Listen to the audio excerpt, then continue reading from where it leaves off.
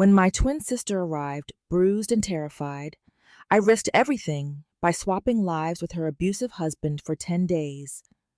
I lived inside his suffocating control system, capturing the proof that turned his threats into a 20-year sentence.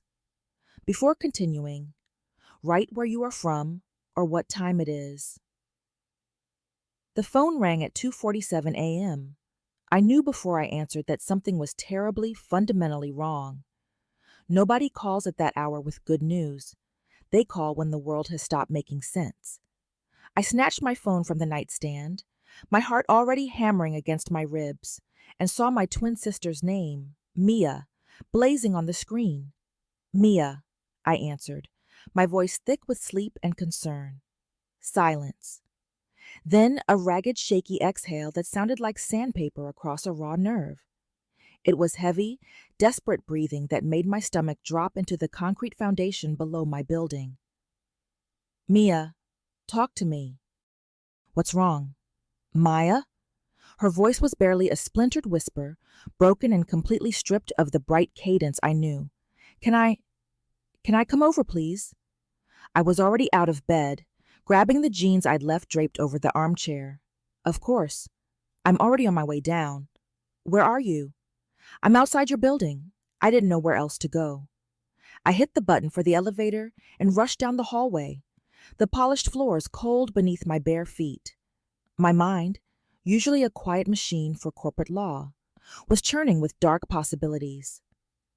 Mia and I were identical twins, 32 years old, and we'd always shared that deep connection people talk about. Right now, every instinct in me screamed that she was in acute danger. The elevator seemed to move in slow motion, agonizingly dragging me toward the lobby. When the doors finally parted, I saw her standing by the glass entry, bathed in the dim security light. My sister, my reflection, was hunched, wearing a heavy winter hoodie pulled low over her face. She was small, trying to compress herself into invisibility. Mia. I ran to her, and when she finally turned, I felt the rage snap into place, instantly cold and focused. Even in the low light, the truth was undeniable. The bruise was a dark, venomous purple, spreading across her left cheekbone. Her lower lip was split and swollen. When she instinctively pushed the hoodie back from her neck, I saw them, the distinct, finger-shaped bruises blooming across her skin. Oh my God, I breathed, the words tasting like metal. Mia, what happened? Who did this to you? She didn't answer with words. She crumpled into my arms, the tears coming not as gentle sobs, but as harsh, broken, ugly sounds that shook her entire body. I held her, feeling the violent tremors, and a rage began to build inside me that was colder, sharper, and more purposeful than anything I had ever known. We stood there in the empty lobby, and I knew that whatever had happened, the consequences were about to change someone's entire life. Let's go upstairs. You're safe now. I guided her back to the elevator. In my apartment, under the unforgiving bright lights of the kitchen, it was worse.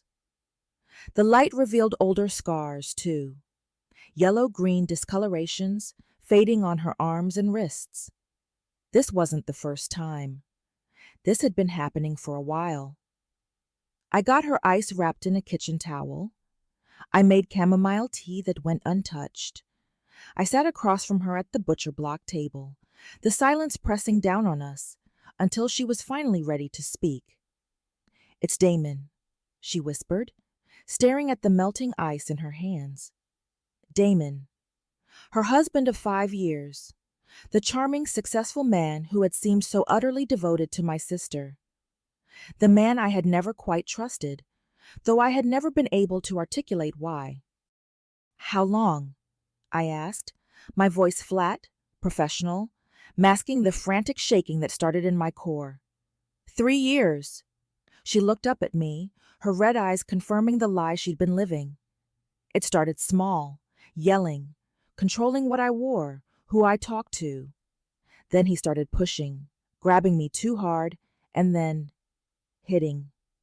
She told me about the escalation, the constant criticism, the isolation from her friends, the random check-ins, and the control over every aspect of her life. He even checked the car's mileage, questioning every minute she was away from their perfect suburban home. He controls the money, she confirmed, confirming one of my deepest fears. He made me set up direct deposit into his account, said it was easier for managing household expenses. Now, I have no access. He gives me $200 a week for groceries and personal items. I have to show him receipts for everything. My jaw was clenched so tight, I felt the bone ache. This wasn't just abuse. It was systematic imprisonment. Mia, my gentle twin who taught third graders, had been drowning in this hell. I've been documenting it, she said, pulling her phone out with shaking hands. Photos, recordings. I've been so scared, Maya. But I kept thinking, if I have proof. I took the phone, swiping through images that made my vision swim. Each photo, each shaky audio clip, fueled the ice-cold rage inside me. This monster had been operating in plain sight. You're not going back there, I said, the verdict delivered without room for debate. I have to. He'll come looking. No. I looked at her, and I saw my own reflection staring back at me. We were identical in every way. Same height, same features, same build. People had confused us our entire lives. And that was when the idea, reckless and perfect, hit me like a physical force. Mia, I said slowly, leaning forward, what if you didn't go back? What if I did? Her eyes widened with horrifying recognition. Maya, no, you can't. He's dangerous. He'll what? Hit me?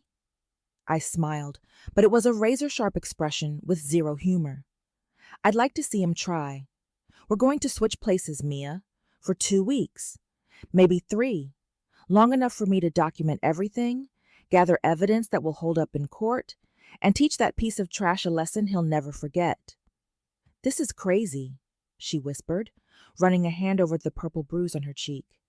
Maybe, I agreed, pushing the map of their house toward her. But I'm not letting him hurt you ever again, and I'm going to make sure he pays for every single thing he's done to you. Do you trust me? She looked at me, really looked at me, seeing the hard lawyer beneath the sister. After a long, agonizing moment, she nodded. I trust you. But Maya, you don't know what he's like. He's cruel. Then you're going to teach me everything. I squeezed her hands, the plan clicking into place like a loaded magazine. Every detail, every routine, every trigger. Damon didn't just hurt you, Mia. He hurt my sister, my twin, my other half, and nobody does that and gets away with it. The morning light filtered through the blinds, casting stripes of shadow across the pages of notes. Mia's hands were steadier now, but her bruises seemed more visible in the daylight. I pushed the fear back and focused on the logistics. Tell me about the escalation point, I prompted, the moment he loses it completely. She described the constant, escalating verbal assaults, the criticism about dinner, the house, her clothes. But then she dropped the final devastating piece of leverage. There's one more thing, Mia said, her voice dropping. He's getting worse. The choking. Tonight wasn't the first time. It was the third. And Maya, this time I really thought he might kill me. The air felt suddenly thin. I felt a visceral coldness wash over me. The third time. This wasn't just anger. This was calculated homicide risk. How did you get away? His phone rang, a work emergency. It snapped him out of it. He let go, answered the phone, and walked away like nothing happened. I waited until he left for the office this morning. I grabbed my phone and came here. Does he know you left? No. He thinks I'm asleep in bed. I have to go back before he gets home, or he'll know something's wrong.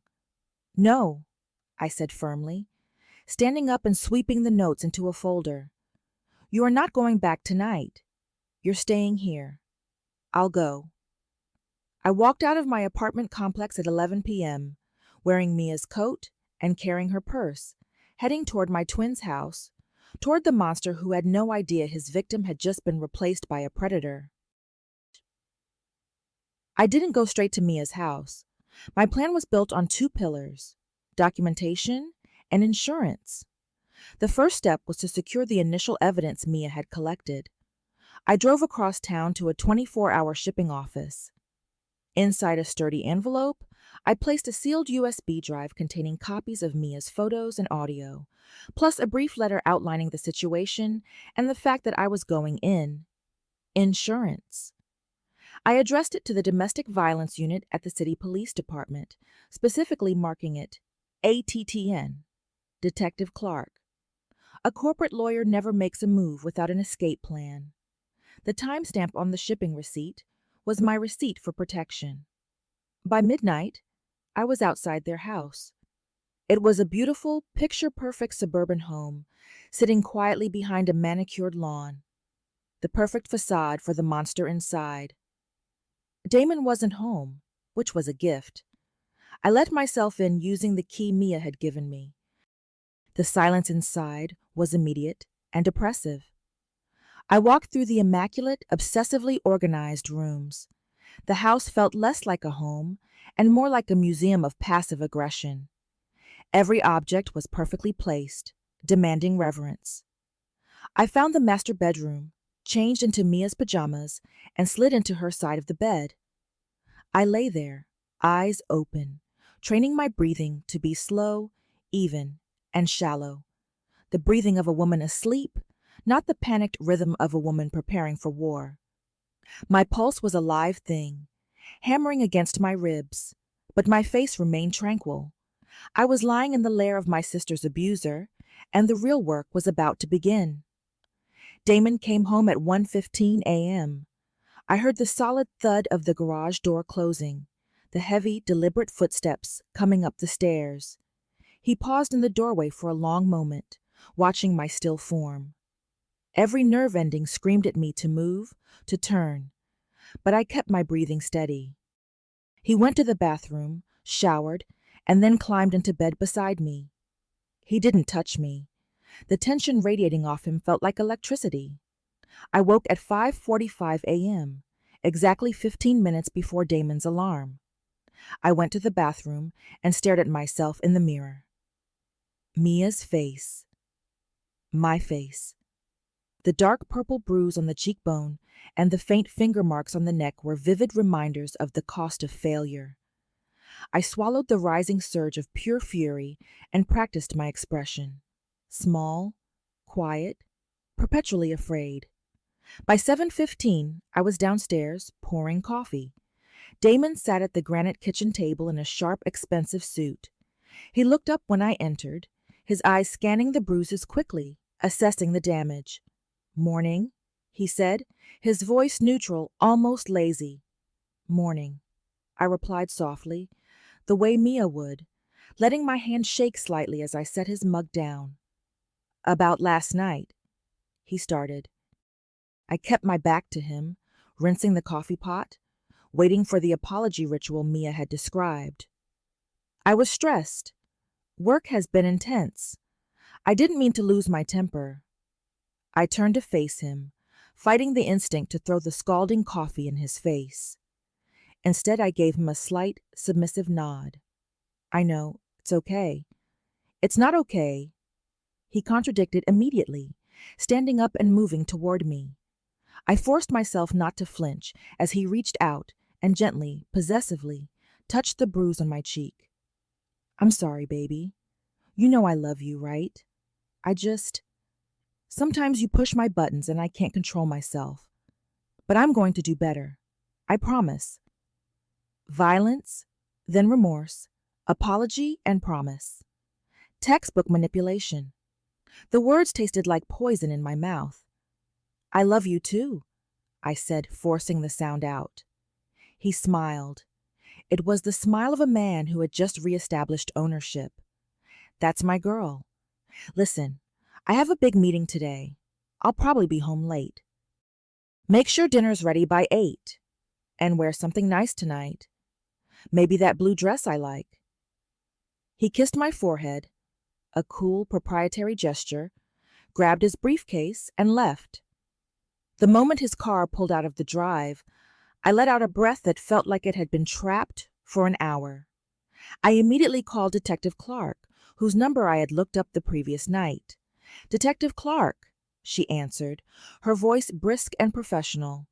"Detective, my name is Maya Johnson. You'll be receiving a package from me tomorrow morning. It contains evidence of domestic abuse. I need your help." I told her everything: Mia, Damon, the switch, the goal. I expected rejection, but her reply was sharp, calculated. "How long can you maintain the switch, Maya?" "As long as it takes." Smart. "Listen, what you're doing is dangerous. But I've been working domestic violence cases for 15 years. If you can get me solid video evidence, that changes everything. But be careful. Men like Damon are unpredictable. When they feel control slipping, they escalate. The cameras I had ordered arrived via courier at 4 p.m. By 6 p.m., I had them installed. Tiny, invisible lenses in the living room, kitchen, and bedroom. Each one was perfectly positioned, synced to a secure cloud account Damon would never trace. I felt a surge of cold satisfaction. The documentation system was active. At 7 p.m., I started making dinner. Steak, medium rare. I set the table and changed into the blue dress. I played the role of the perfect contrite wife. Damon came home at 8:30 p.m. "Late," he observed, but he smiled. "Smells good. How was your meeting?" "Productive," he replied, sitting at the head of the table. "You're not eating much," he observed during dinner, watching me across the pristine tablecloth. "I'm not very hungry." He frowned. "You need to eat." "You're getting too thin." Another control tactic, Mia had warned me, criticizing her weight constantly, keeping her focused on her flaws. He studied me for a long moment, the silence stretching. "You're being very agreeable today. Very quiet. Are you scared of me?"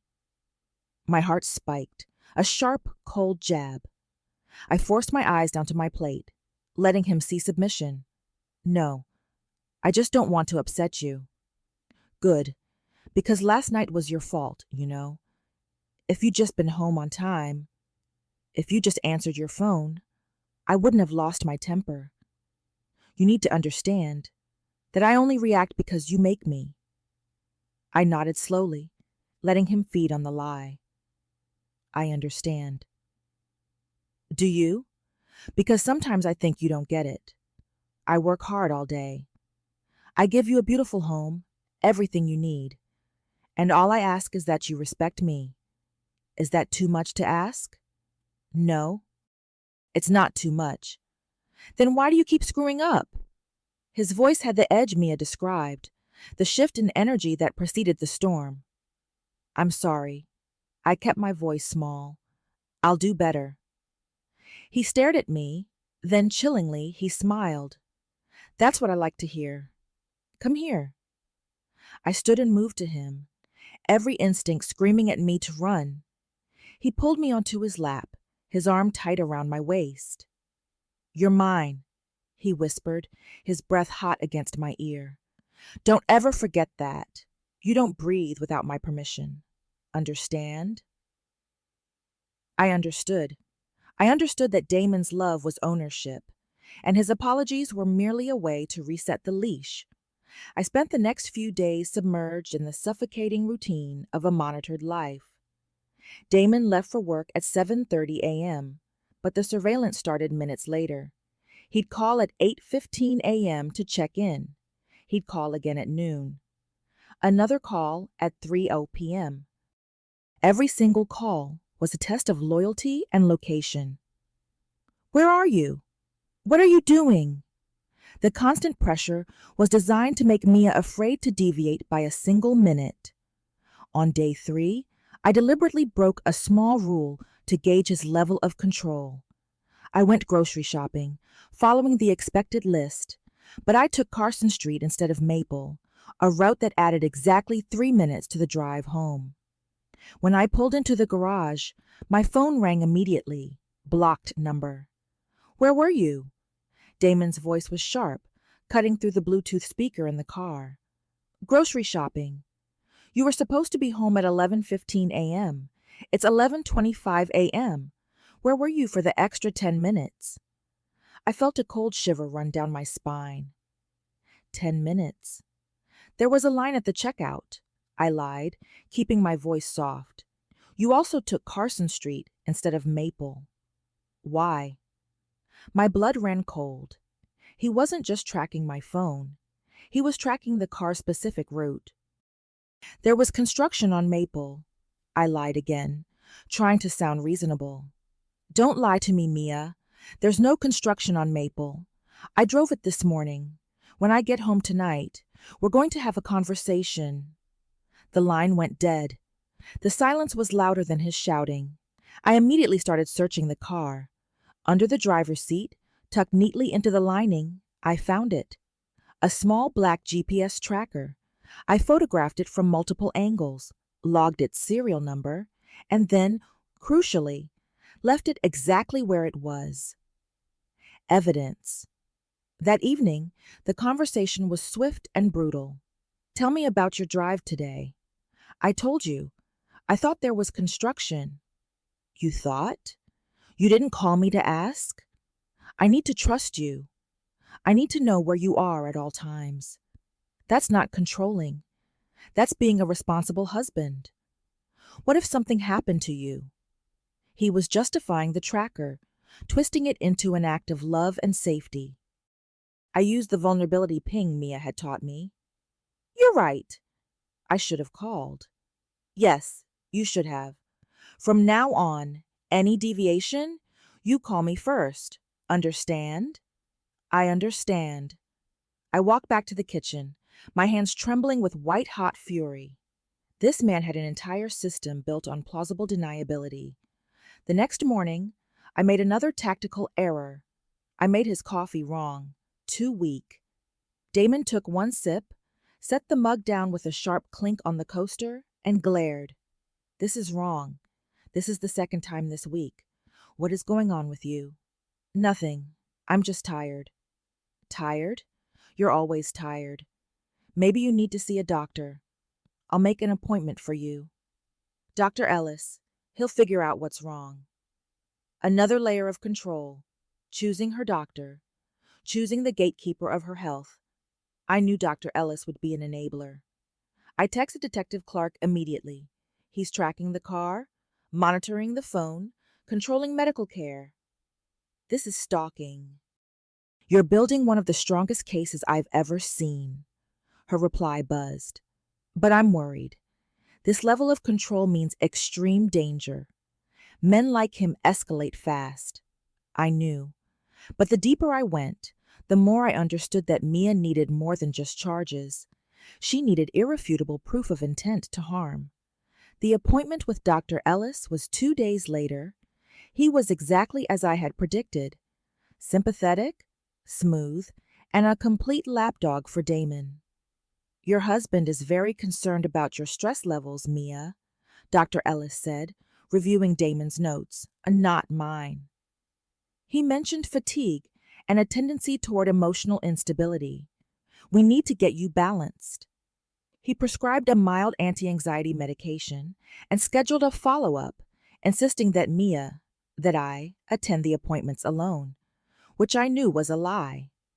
Damon would call the office later to get the full report. I swallowed the bitterness, took the prescription, and played the part of the compliant patient. That night, Damon reviewed the doctor's instructions with the authority of a warden. "See, I take care of you. Now take this every morning. It will calm you down so you can focus on being a better wife." I was trapped in a system that had medical professionals and GPS satellites enforcing its rules. I felt the pressure mounting, not just from Damon, but from the weight of Mia's suffering and the clock ticking on my own safety. I had to force the confrontation now. I went into the living room, checked the camera feeds on my hidden interface, and saw the little green light on the plant cam glowing. I looked up at the plant, and in the camera's polished lens, I saw Damon's reflection appear behind me. He wasn't smiling. He was just watching, patiently. The realization hit me.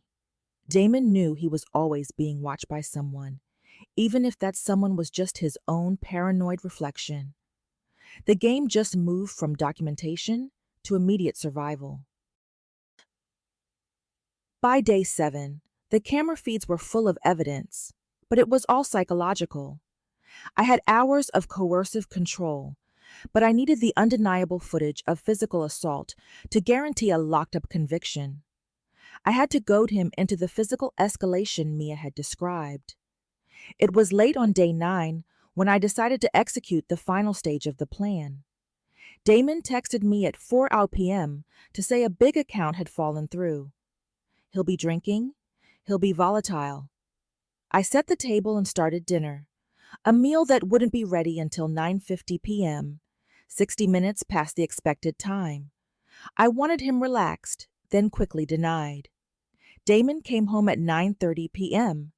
I could smell the alcohol and the sharp, dangerous energy radiating off him the moment he stepped into the kitchen. His eyes went straight to the empty stovetop. "Where's dinner?" His voice was low, strained. "I'm making it now." I kept my voice flat, my back to him, stirring a pot with deliberate slowness. "It'll be ready in 20 minutes. 20 minutes? It's 9:30. I told you I lost track of time for 2 hours. The pot clanged as I set it down. "I'm sorry," I said. "Turn around when I'm talking to you." I turned around slowly, and this time I made the third, final, and most dangerous mistake. I looked him directly in the eye, holding the gaze, refusing to drop it. My internal clock was ticking. Camera, camera, camera. Damon's face darkened instantly. "Are you being defiant?" "No, I'm just—" "You're looking at me like you're challenging me. Give me your phone." I handed it over without argument. He scrolled through it rapidly, his fingers flying, looking for any text from Mark, my code name for myself. "Why are you still talking to Mark?" He saw a recent text I hadn't replied to. "He just sent a text." "I didn't respond, Damon." "But you didn't block him like I told you to." He threw the phone across the room. It hit the immaculate white wall with a sickening crack and clattered to the floor. "I told you I don't want you talking to him. Did you just decide my rules don't apply to you?" "I'm sorry. I'll block him right now." Too late. He moved closer, backing me against the granite countertop. He smelled of whiskey and entitlement. "I'm tired of your excuses, tired of your mistakes, tired of having to teach you the same lessons over and over." His hand shot out and grabbed my jaw, fingers digging in, forcing my head back until I was staring straight up at the ceiling. This is it, I thought, focusing on the pain. Document the somatic experience. Liar. He shoved me hard. I stumbled backward, my hip hitting the sharp edge of the counter painfully. I knew exactly where the bruise would form. "I know you've been complaining about me, trying to make me look bad." "I haven't," I swore, playing the victim, letting my voice crack with manufactured terror. Liar. He grabbed my shoulders and shook me hard, my head snapping back and forth. "Please, you're hurting me." "Good. Maybe pain will help you remember." He shoved me again, harder this time. I fell, hitting the floor with a sickening thud. My elbow cracked against the tile, and a bolt of fiery pain shot up my arm to my shoulder. Damon stood over me, breathing hard, his face a mask of pure, ugly rage. I stayed down, protecting my head with my arms. This was the moment. This was what the cameras needed to see. Him standing over the vulnerable, injured woman. I said, "Get up." He grabbed my arm and yanked me to my feet, his grip bruising my shoulder instantly. You think you can just disrespect me? After everything I sacrificed for you? You're useless. Pathetic. You're right, I whispered, tears of real pain and rage welling up. I'm sorry. I'll do better. You will, he hissed, his face inches from mine. Because if you don't, I will make you regret it. Do you understand me? Yes, I understand. He released me suddenly, the shift in energy whiplash-inducing. Good. Clean up this mess. I'm going to bed. He walked out of the kitchen, leaving me shaking on the cold tile floor. I looked up at the camera hidden in the plant. The little red light was on. It had captured everything. I dragged myself to the bathroom, photographing the swelling elbow and the fresh, angry bruises on my shoulders and hip. The pain was real, but the price was paid for something tangible. I sent a single text to Detective Clark. Escalated tonight. Physical assault all on camera. Her response buzzed immediately. Do you need extraction? I looked at my own bruised, mirrored face. I was so close. No, I texted back. I can handle one more day. I'm ending this tomorrow. I'm going to tell him I'm leaving. Maya, no. That's the most dangerous time for victims. I know, I replied. That's why it's the perfect test. The adrenaline crash was brutal. I spent the night not sleeping, every muscle rigid, listening to the quiet, oblivious breathing of my sister's abuser beside me. The fear was a cold tide, but the rage was a fire I could tend. I had risked everything for the sake of the footage, and I was going to use it. The next morning, I missed Damon's 6 a.m. alarm. I stayed still, pretending to be utterly broken and defeated. When he left for work, he didn't even check my injuries. He simply gave me a soft tisk and left, satisfied that the lesson had stuck. He believed I was completely subdued. The moment his car left the driveway, I called Mia. I'm ending this tonight, I said, my voice hoarse. I'm going to tell Damon I want to leave him.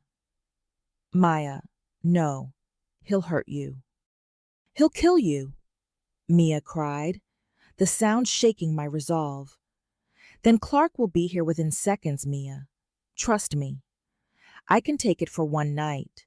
I can take whatever he dishes out because I know it's ending, and I know that everything he does will put him in prison for years. I trust you, she whispered. Just please be careful. You're my only way out. I hung up and started my final calculated preparations. I made his favorite meal, beef Wellington, a complex dish that required focus and calm.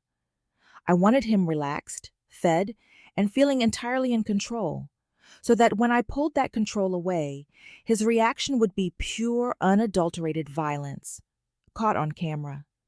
I dressed in the blue dress he liked, the one he had ordered me to wear on the first night.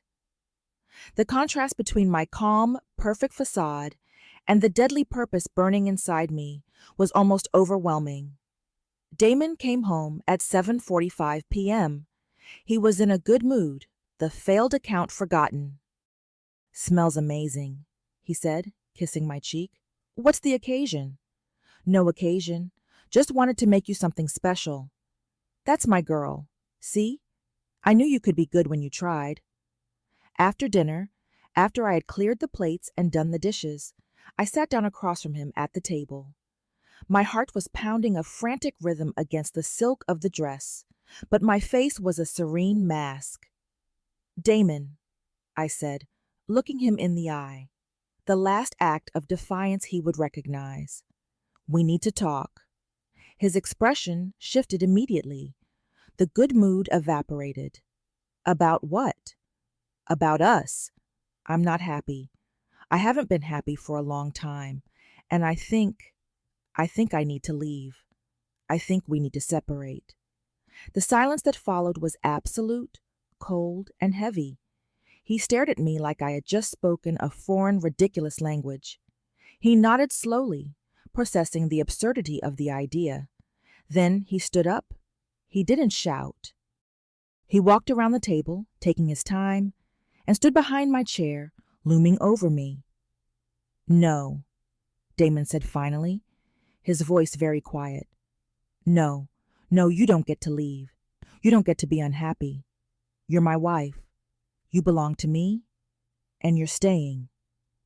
I stood up and turned to face him, forcing myself to look up into his cold, hateful eyes. "I'm not asking for permission, Damon. I'm telling you I'm leaving." "I'm not asking for permission, Damon. I'm telling you I'm leaving." He moved so fast I almost didn't react. The shift from quiet entitlement to violent action instantaneous. His hand shot out like a strike, wrapping around my throat, and slammed me back against the nearest wall. The air cut off instantly, a painful, shocking block in my windpipe. I clawed at his hand, my knuckles white on his wrist, and I saw it in his eyes. He wasn't just angry. He wanted to kill me. "You listen to me," he hissed, his face inches from mine, spittle hitting my cheek. "You are not leaving. You are never leaving. You're mine. And if you try to leave, if you even think about leaving, I will kill you. Do you understand?" Black spots danced in my vision. My lungs burned. I needed this footage. I needed the threat of murder clearly on camera. I fought the urge to use the martial arts training, focusing instead on capturing the moment of pure, raw intent. Then, as suddenly as he grabbed me, he let go. I collapsed to the floor, coughing, gasping, sucking air back into my starved lungs. Damon stood over me, his face still contorted with rage, yet his voice was laced with contempt. "You stupid idiot. Did you really think you could just walk away?" I looked up at him through watering eyes, confirming the camera hidden in the nearby bookshelf had captured every word, every threat, every moment of the choking, clear, and undeniable. "I'm sorry," I gasped out, playing the final necessary role. "Please, I'm sorry. I won't leave." "Damn right you won't. Go clean yourself up. You look pathetic." He turned, the confrontation complete, and walked upstairs. I waited 5 minutes, photographing the red friction marks on my throat with my own phone. The image would be irrefutable. Then I texted Detective Clark. "Come now. It's time." I dragged myself to the front door, forcing myself to stand tall, despite the tremors running through my legs. The minutes crawled by, stretched taut by adrenaline and anticipation. 20 minutes later, I heard the faint sound of cars outside, the low rumble of engines cutting off, and the rapid, sharp crunch of footsteps on the manicured gravel. I opened the door before they could knock. "He's upstairs," I said quietly to Detective Clark. Clark's eyes, already hardened by years of domestic violence cases, settled on the friction marks blooming across my throat. Her expression tightened instantly. "Officers, let's go. 2 up. Hold the perimeter." They moved fast, a wave of dark uniforms heading up the staircase. I heard Damon's confused, then escalatingly angry voice from the top landing. "What the hell is going on? You can't just—" A uniformed officer's voice cut through the chaos, clean and authoritative. "Damon Morrison, you're under arrest for assault, domestic violence, stalking, and terroristic threats. You have the right to remain silent." I watched from the foyer as the handcuffs went on, the cold steel clicking into place. Damon struggled, spitting protests, his mind trying to reconcile his perfect life with the sudden violent rupture. His eyes found me in the doorway, filled with disbelief and venom. "Mia, what did you do? What the hell did you do?" I stepped fully into the light, forcing a smile that was not Mia's. It was my own, cold, decisive, and victorious. "Wrong sister, Damon," I said, letting the words land like a final gavel strike. "Meet Maya, Mia's twin. And congratulations!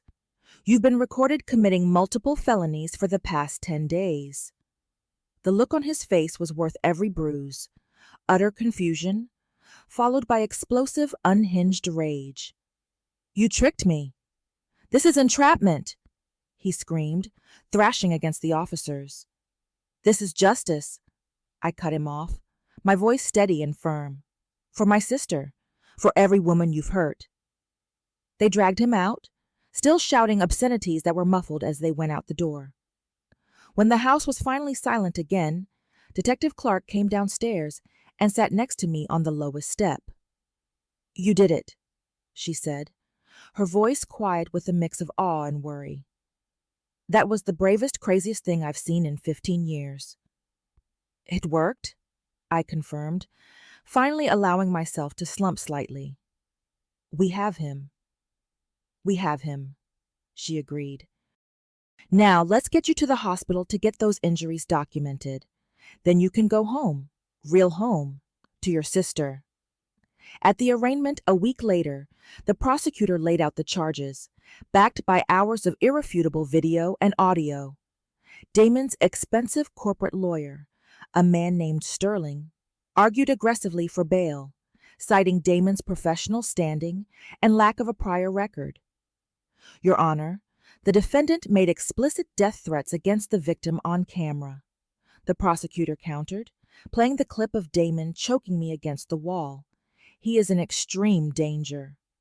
The judge watched the footage, his expression one of cold disgust. "Bail is denied." Damon exploded in the courtroom.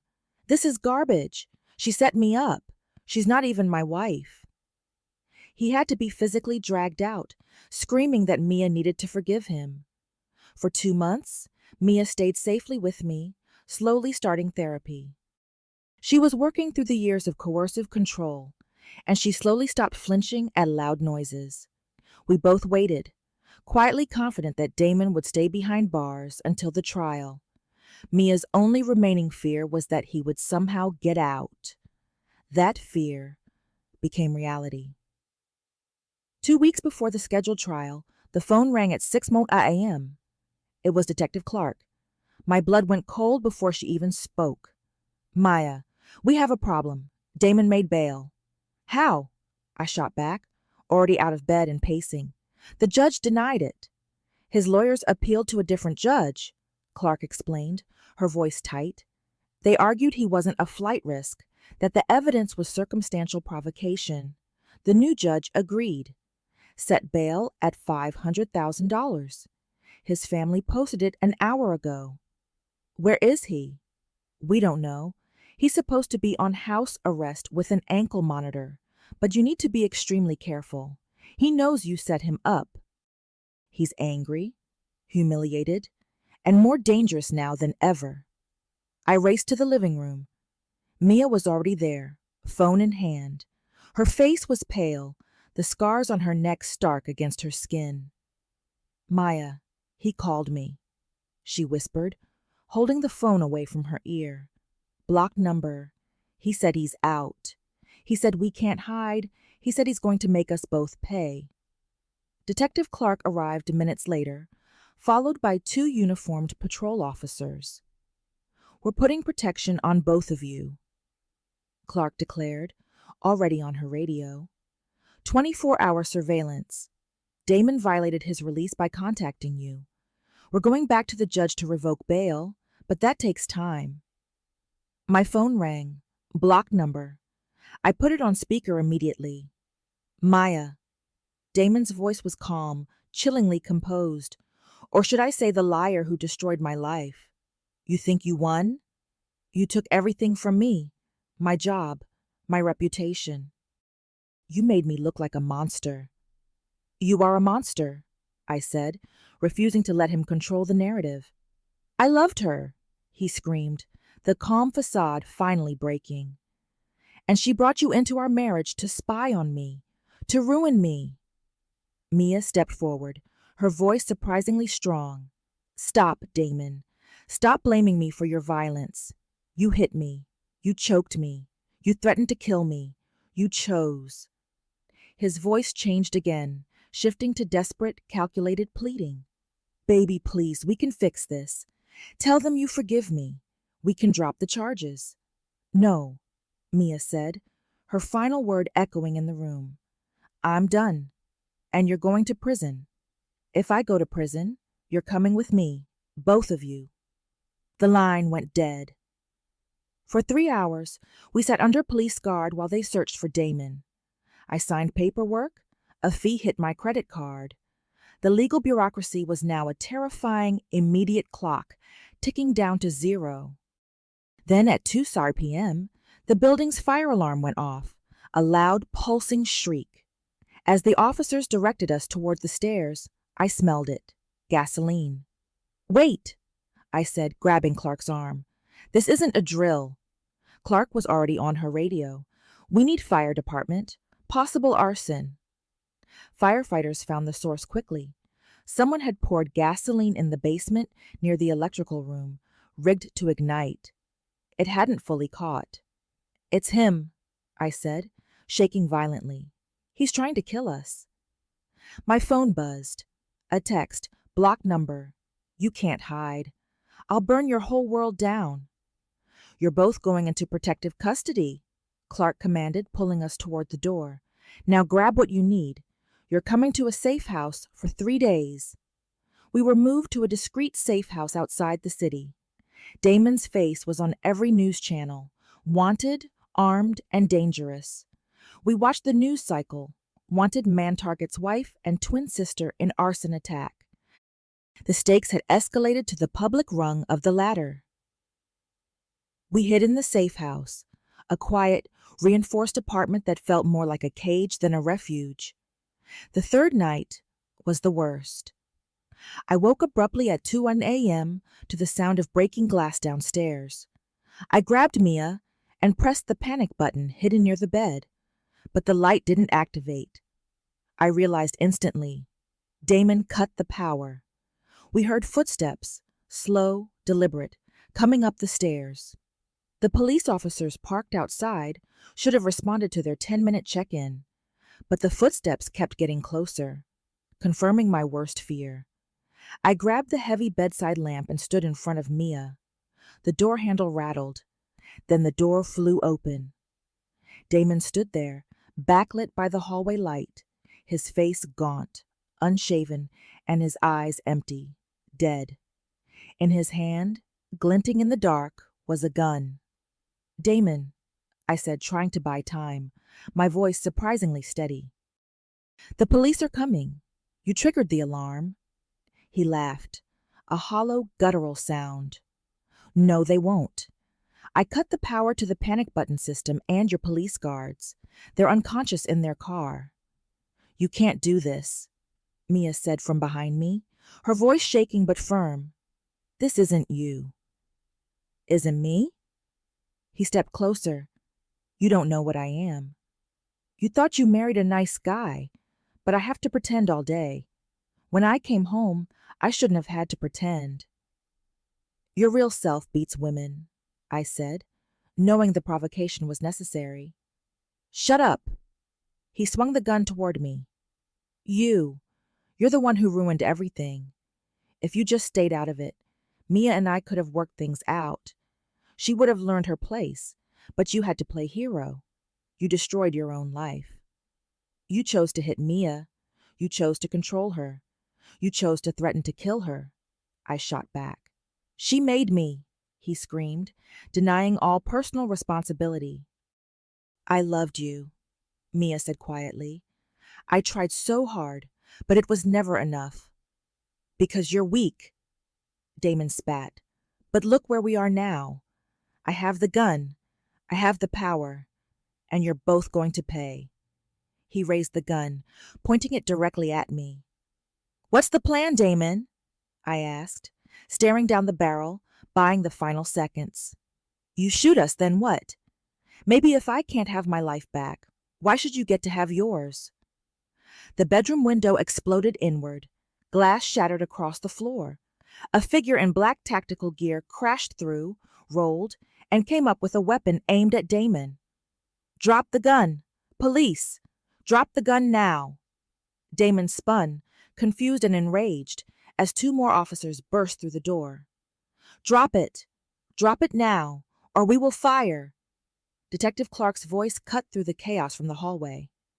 Damon Morrison, there are 6 guns pointed at you. You pull that trigger, you're dead. Is that what you want? Slowly, infinitely slowly, Damon lowered the gun. He let it fall with a heavy clatter onto the carpet. Officers swarmed him instantly, tackling him and cuffing him. Get off me! Get the hell off me! He roared as they dragged him out. Clark rushed to us immediately. Are you hurt? We shook our heads, unable to speak. How did you know? I managed. The officers outside didn't respond to their 10-minute check-in, Clark said, looking at the broken window. We immediately sent backup. Got here just in time. He's getting attempted murder of police officers added to his charges. She took Mia's hand. It's over, Mia. He's not getting bail again. Damon's trial was fast-tracked. His lawyer, Sterling, tried to argue entrapment, that Maya had provoked Damon, that he was emotionally disturbed. The prosecutor did not argue. She simply played the videos. She played the footage from the house, the threats, the constant control, the violence. She played the footage from the safe house, the gun, the death threats, the cold, calculated rage. The jury deliberated for less than 3 hours, guilty on all counts. At sentencing, the judge looked directly at Damon. Mr. Morrison, you showed us exactly who you are. A violent, controlling man who believes he has the right to terrorize his wife, who threatened to kill her, and who broke into a safe house with a gun to make good on those threats. The prosecution has asked for 15 years. I'm giving you 20. The gavel came down with a final, echoing crash. Damon was let out in chains, heading to prison for the next 2 decades. Mia and I walked out of that courtroom into the sharp, bright sunshine. It's over, Mia whispered, finally letting the relief break her control. It's really finally over. The aftermath lingered, a heavy shadow we both had to fight. Mia had nightmares. I had flashbacks. We both went to therapy, processing the shared trauma. In the years that followed, we began to heal. Mia moved into her own apartment, slowly rebuilding her sense of self and financial stability. She started dating a kind, patient man named James, who understood her trauma and respected her boundaries. I left corporate law. The work felt hollow now. I started taking pro bono cases, representing domestic violence victims who needed the same aggressive, evidence-based defense that Mia had needed. Together, we started the Twin Sisters Foundation, providing resources for victims. We helped women get hidden cameras, taught them how to document coercive control safely, and connected them with lawyers. Our case even changed laws. The state legislature passed Mia's Law, which increased penalties for strangulation and made coercive control a crime. 4 years after the trial, Damon's mother sent a certified letter. Dear Maya and Mia, it read, I know I have no right to contact you. I enabled my son. I made excuses for him. I blamed Mia when I should have protected her. I'm writing to say I'm sorry. I saw the bruises on Mia. I knew, and I chose to look away. Mia read it twice, then carefully placed it in a drawer. I don't know if I believe her, she said, but it doesn't matter. His family's remorse isn't about me. I don't owe them anything. 6 years after the conviction, Mia and I stood in a college auditorium teaching criminal justice students how to recognize and document abuse. After the lecture, a young woman approached us. My boyfriend, she said, her voice small. He controls everything. Who I see, what I wear. He checks my phone. I thought I was overreacting. That is abuse, Mia said gently. It's called coercive control, and it often escalates. People who love you don't control you. That's not love, I added, my voice carrying the weight of experience. That's ownership. The student texted me later that night. I did it. I left. I'm at my parents' house. My dad is with me at the police station tomorrow to file a report. Thank you. You saved my life today. I showed the text to Mia. Do you ever regret it? She asked, looking back at the long road we traveled. Those 10 days, the trial, everything? No, I said, not for a second.